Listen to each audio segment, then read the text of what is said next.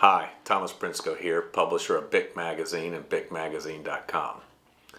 BIC was well represented at a major construction conference last week. The buzz going around industrial construction at the moment is centered around advanced manufacturing. That's the building of battery plants, lithium refineries, carbon capture facilities, data centers, and the like.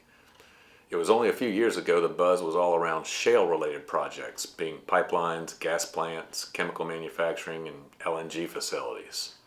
And while I'm all for a diverse economy, I'm certain that the unrelenting ESG pressure on industry and investments and the resulting government net zero carbon goals for 2050 have certainly been accelerated by the recent Inflation Reduction Act. I've said previously that the Inflation Reduction Act is a gross misnaming of the law, which really should be named the New Green Deal, or the New Green Deal Light.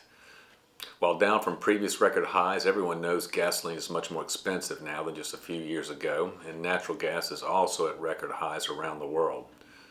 Usually, with the laws of supply and demand, high prices would spur the creation of more supply.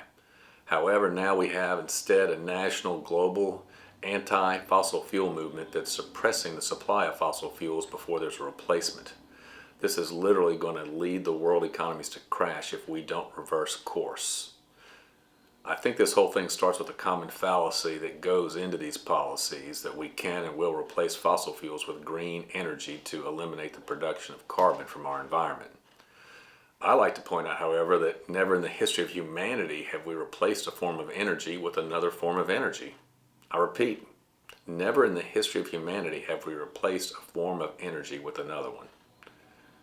Let's look at this graph which traces the evolution of humanity's energy system.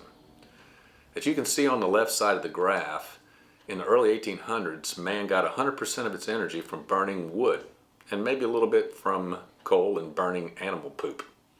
Also in the 1800s, the standard of living was not very high. We used none of the technology that gives us comfort today. There was no middle class. The lower class was huge. Life expectancy was much shorter. In the late 1800s, however, England began its industrial revolution through the burning of coal, and now you can see how coal increased substantially over several decades to where it became a majority of the world's energy. After coal use was already pretty high, oil came to be popular, then natural gas, and then other forms of energy were discovered and developed.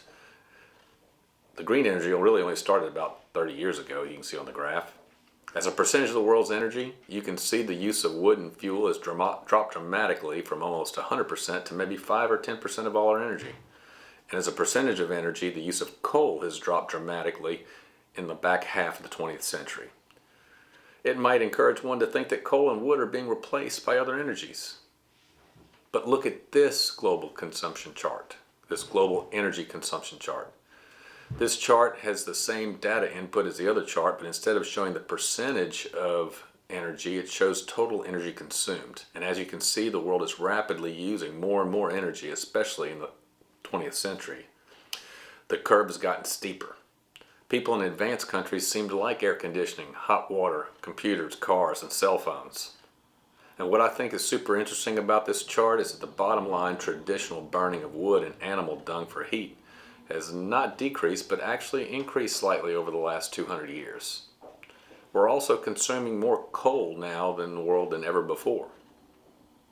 Take the three hydrocarbon groups, coal, oil, and gas. They make up about 80% of the world's energy.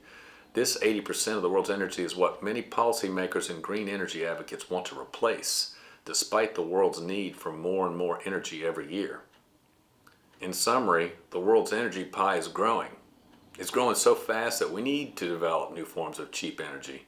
But to replace hydrocarbons with the new forms of energy would have to grow at rates multiples of speed faster than the pie is growing. And that's not happening. It hasn't happened yet. It probably never will. We have immense quantities of natural gas and oil here in America. Our country and the world is requesting more and more energy. We should release American innovation and the amazing abundance that God has blessed us with to bless the world and others. As the words of the American patriot Daniel Webster said, "Let us develop our resources of our land, call forth our powers, build up our institutions, and promote America's great interests, and see whether we also, in our day and generation, can perform something worthy to be remembered. God bless you. We'll see you next week.